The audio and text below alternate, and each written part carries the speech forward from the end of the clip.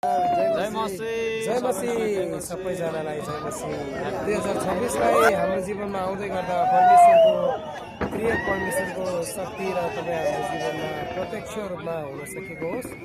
2025ले हामीलाई जे जति दिन नसकेको सफलता ख्रीष्ट येशूमा भएर हामी चाहे देशमा चाहे विदेशमा छौँ, आफ्नो आफ्नो स्थानबाट प्रभुलाई हामी महिमा दिनेछौँ र उहाँले हाम्रो जीवनमा अधुरा कामहरू पुरा गर्नुहुनेछ। हामी प्रभुमा धन्यवाद सहित 2026लाई ग्रहण गर्दछौँ र अनि हामी आमेन भन्दछौँ त्यो पवित्र आत्माको उपस्थितिलाई हाम्रो माझमा राखिदिनुको लागि।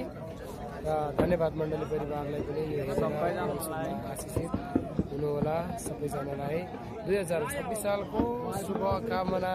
वेलकम छ 2026। वाउ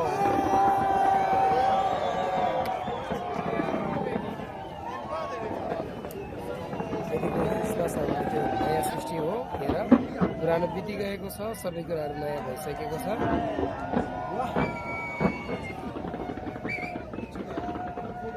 यसकारण ख्रीष्टमा जोहरू हुनुहुन्छ 2026सँग हाम्रो जीवन फेरि नयाँ भएको छ।